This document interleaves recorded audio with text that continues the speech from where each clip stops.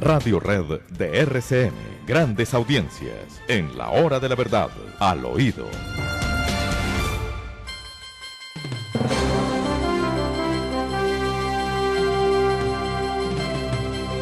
¿No alcanzó usted a conocer a Jaime García Parra? No, doctor Fernando, no. Bueno, Lo vengo a conocer a fondo, si se permite la expresión, con su editorial y su homenaje hace unos minutos. bueno, mire usted, esta nueva generación no conoce a quienes debieran ser sus hombres predilectos. Jaime García Parra, qué personaje, qué hombre simpático, qué sentido del humor, pero qué fortaleza, qué inteligencia, qué manera de ir directo a los problemas y de resolverlos sin escándalos, sin gestos excesivos. Todo en él era bueno, todo en él era pausado, firme como una roca, firme en su pensamiento, pero nunca una violencia, nunca un exceso, nunca una expresión indebida. Jaime García Parra. Busque en la historia dónde pudo fallar. Presidente de gremio, pues del gremio de la ANDI, el más importante del país, presidente de empresas que estaban en mala situación y la sacaba al otro lado, como Paz de Río, por ejemplo. Paz de Río estaba quebrada y la rescató Jaime García Parra. De manera que era un grande director de empresas y un grande pensador político. Lo era, conservador a ultranza, santanderiano de pura cepa.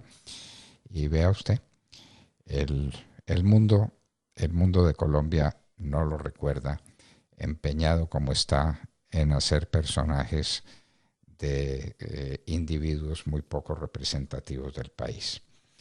Bueno, cuéntenos, Demar, ¿qué pasa con la ministra de Minas, que tuvo un debate en la Cámara de Representantes que no fue muy lucido?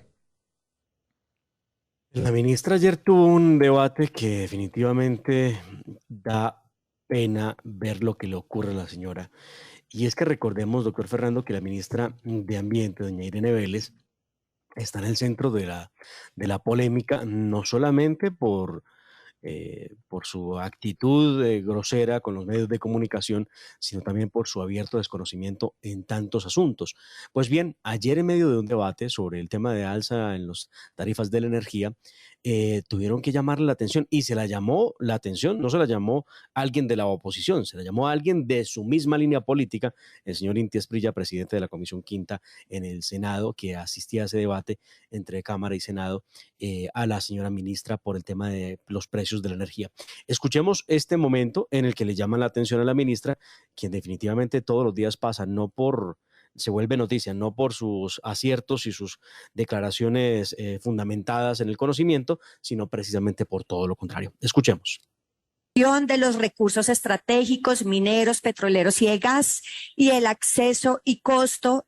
No, simplemente, señora ministra, proceda a su intervención. Hay que tener, digamos, cuidado para no dar la impresión de estar leyendo. Está prohibido por la ley quinta, pero pues continúe su intervención. Vale, no sabía, entonces voy a simplemente guiarme. Pues Tenemos después de entonces esto, las críticas no se hicieron esperar. Todo el mundo en redes sociales le reclamaba a la ministra la razón que tenía para haber llegado a un debate desconociendo las reglas que regulan el asunto de los debates de control político en el Congreso de la República. Entonces la ministra dice, bueno, yo no sé que así fuera, deja de leer, simplemente utiliza el documento como guía, porque pues ya había pasado 4 minutos y ella simplemente se había dedicado a leer. Se veía en el recinto cómo levantaban la mano, evidentemente sí, la gente de oposición, los mismos copartidarios del petrismo, levantaban la mano diciendo, pero ¿qué está haciendo? No puede leer, y no hubo manera de pedirle que no lo siguiera haciendo si no fuera de manera pública. Al petrismo le ha dolido mucho, han dicho que ellos simplemente lo que querían era hacer respetar la ley quinta. Vea pues usted ese afán, pero que en ningún momento esto era para que se convirtiera ni en titular ni en noticia. Lo cierto es que sí se tiene que convertir en titular y noticia cuando la ministra ha demostrado ampliamente que ella no tiene idea cómo es esto de ser ministra de Ambiente, de Minas y Energía. Bueno, pero no tienen el ministerio tampoco quien se lo diga. No hay un viceministro, no hay un secretario, no hay un funcionario que sepa cómo se va al Parlamento y a qué se va al Parlamento, y en el Parlamento se parlamenta, no se lee. Pues es tan elemental que uno pensaría que cualquiera se lo puede decir a la ministra que lo ignore.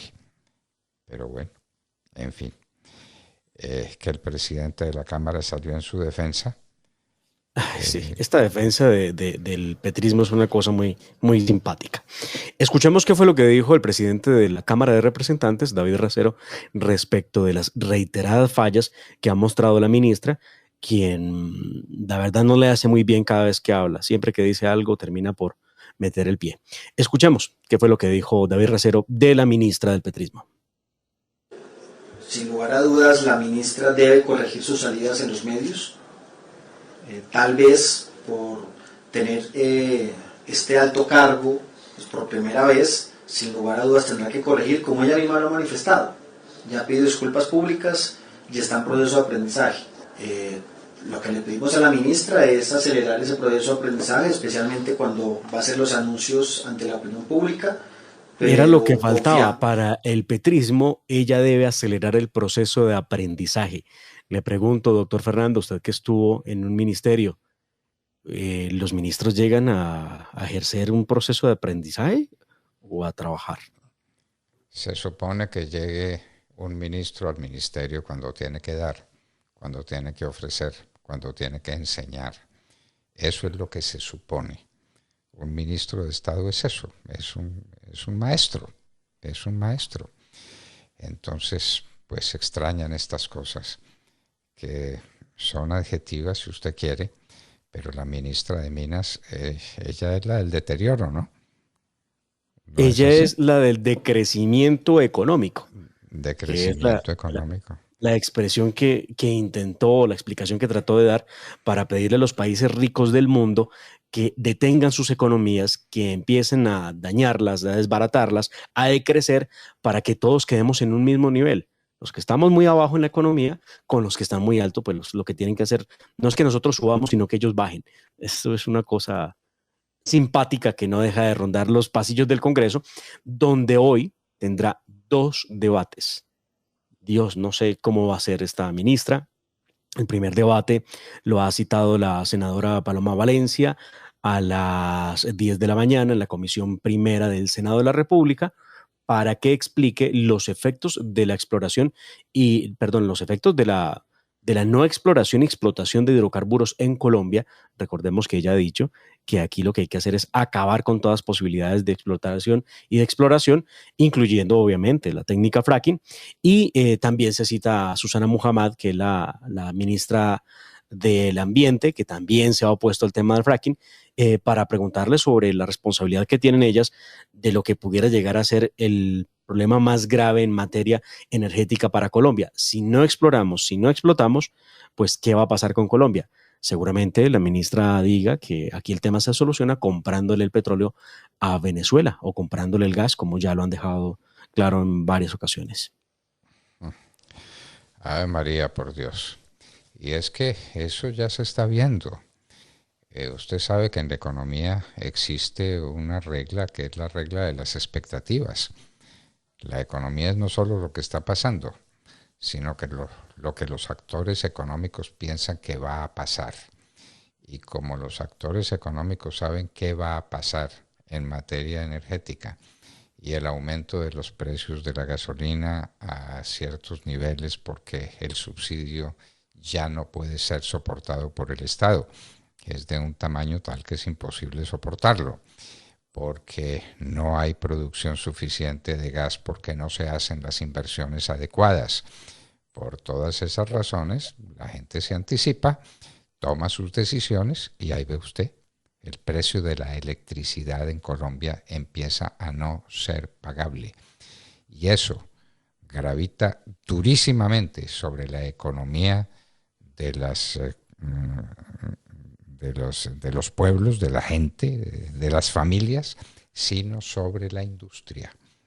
Los primeros elementos industriales sobre los cuales la gente quiere información es el régimen tributario y la disponibilidad y el precio de la energía, que son costos fundamentales. Bueno, entonces ya usted lo sabe, pues, ya usted lo sabe. Parece que Petro también la defiende. Bueno, está muy bien que la defienda, pues es su ministra, pues entonces defiéndala. Defiéndala o destitúyala. Y Pero se Petro lo pasa prefiere. defendiéndola hoy y mañana también. Lo que ha dicho respecto de este tema en el Congreso de la República es que dijo lo siguiente, lo voy a leer encomillado. Si ¿Quién? si ¿Quién pusieran el lo dijo? video completo, verían a una ministra que sabe de la materia. No confunda no saber de los problemas del ministerio con no saber el reglamento del Congreso que prohíbe leer. Qué tontería, por Dios. Bueno, perdiendo tiempo en esas cosas, nombren un ministro que sepa cómo se va al Parlamento, cómo se discute con el Parlamento, que es uno de los temas básicos de la Constitución, las relaciones entre el Poder Ejecutivo y el Poder Legislativo. Relaciones que tienen que ser respetuosas, pero siempre productivas, siempre interesantes. El Congreso es la representación del pueblo en las altas esferas del poder. Y el Congreso necesita estar bien informado y necesita tener una relación siempre productiva y siempre seria con el Poder Ejecutivo. Pero en fin, en eso estamos. Entonces, hoy tenemos pues debates de la ministra de Minas. Dice que el primero lo tiene convocada Paloma Valencia y el segundo, ¿cuál es? ¿En la plenaria o en qué? El segundo va a ser en plenaria del Senado, pero después de semejante jugada, como decimos popularmente, la verdad veo muy difícil que se aparezca la ministra el día de hoy. Ojalá vaya y ojalá le vaya mucho mejor que lo que le pudo haber ido el día de ayer por cuenta de la lectura. Y pues nada, le dé la cara al país y responda cómo va a hacer esto de dejarnos sin gas y sin petróleo por cuenta de la necesidad de la transición energética, de la que hablan mucho, doctor Fernando, porque dicen que definitivamente hay que pasar a la energía alternativa, porque ese es el futuro, claro, no tenemos duda de ello. Algo que no nos han podido responder ninguno es qué hacemos con los desechos que se producen con el uso de energías alternativas, que son altamente contaminantes. No, ¿Será ¿y cuánto cuesta desarrollar esas energías energía verde alternativas cuesta y un dónde está la dineral? tecnología? ¿Dónde está la tecnología para hacerlo? ¿Dónde está la capacidad de inversión suficiente para hacerlo? El mundo va a tener que soportar el petróleo por lo menos 20 años más. Entonces, preparémonos para eso. Es toda una generación. José Ortega y Gasset hablaba mucho del tema de las generaciones. ¿Cuánto tiempo dura una generación? Es un buen tiempo, un ciclo generacional. Pero entonces es toda una generación la que va a tener que seguir soportando el petróleo, el gas, los combustibles que tengan ese origen. Mientras tanto, desarrollar los otros medios de producción energética en la medida en que eso es posible, en la medida en que resulta rentable, en que resulta sostenible, ¿no es cierto? Bueno, el gas no es contaminante. El gas, si el gas produce efectos contaminantes es por el mal uso que se haga, pero el gas, pues mire usted, cuántas zonas del país tienen gas, cuántas familias colombianas trabajan con gas en sus hogares y cuántas empresas colombianas se mueven gracias al gas. Son cerca de 9 millones de familias en Colombia las que utilizan gas natural, doctor Fernando, gas para poder cocinar, para poder calentar el agua, para poder generar energía en sus hogares a través del gas. Asunto que pareciera no importarle del todo al petrismo y a la extrema izquierda en Colombia, que olviden que Europa en el mes de julio ratificó al gas natural como verde en el mundo. La Asociación Colombiana de Gas Natural, Naturgas, celebró el pronunciamiento, obviamente, que es un paso interesante en medio de la idea que tienen en el país de acabar con el gas, con el carbón, con el petróleo y por ahí con todos los derivados. De hecho, el primer problema que está enfrentando Gustavo Petro ahora es el debate respecto de si subir o no subir, que no es subir, sino a eliminar los subsidios a los combustibles en Colombia. Pero pues de manera, no sé si ligera, doctor Fernando, se le llama subir el precio del combustible. cuando realmente lo que hacen es quitar un subsidio. Y están entonces desde el petrismo tratando de justificar ese aumento que será evidenciado en los bolsillos de los colombianos. Uno de estos señores es Gustavo Bolívar. Gustavo Bolívar ha dicho lo siguiente. Mire usted este pensamiento profundo. Colombia produce 1.218 toneladas de cocaína al año. Se requieren 520 millones de litros de gasolina para esa cantidad. Esto quiere decir, queridos colombianos, que parte del subsidio de Duque a los combustibles con sus impuestos fue para subsidiar a los narcos. Eso dice Bolívar. ¿Cuándo lo dice? Lo expresó el 12 de septiembre. Pero le recordamos al senador Bolívar que en el 2012, el 30 de abril, él escribía: ya viene nueva alza en la gasolina. Aprovechemos que el presidente vive muy pendiente de la popularidad para evitarlo. Numeral pase la voz. Eso significa entonces que él estaba queriendo ayudarle a los narcotraficantes. Estas conclusiones del petrismo son bien complicadas. Bueno, ¿qué está pasando finalmente en el Guavio? Yo le dejé a usted esa tarea y estoy seguro de que la ha cumplido. Lo que está pasando en el Guavio es supremamente grave. Aquí los grandes problemas se soslayan, se posponen, se evitan para enfrentarlos hasta el momento en que estallan. ¿Qué está pasando en el Guavio? Están a puertas, doctor Fernando, de operar solamente con el 20% de su capacidad, debido a la salida de servicio de varias de las estaciones que tiene para poder funcionar. Esto porque no cesan las manifestaciones de los habitantes de la zona. Ya ha habido reuniones entre la gobernación de Cundinamarca, el gobierno nacional, las empresas que operan la hidroeléctrica, y no se ha llegado a un acuerdo. Por lo pronto, la gobernación de Cundinamarca ha tratado de llevar al convencimiento a los ciudadanos de que cualquier idea que tienen de recuperación de la malla vial tiene que hacerse a largo plazo, que deben tener paciencia, que deben pensar también que si dejan por fuera de la posibilidad de energía eléctrica a una gran porción de la población en esta zona del centro del país, pues la afectación va a ser muy grave, sobre todo por un tema de producción de las industrias y pues, de los hogares. El problema está en que ellos no dan su brazo a torcer, dicen que hasta que esto no se solucione y no les cumplan, prometan y cumplan, ellos no van a retirarse y van a dejar la manifestación.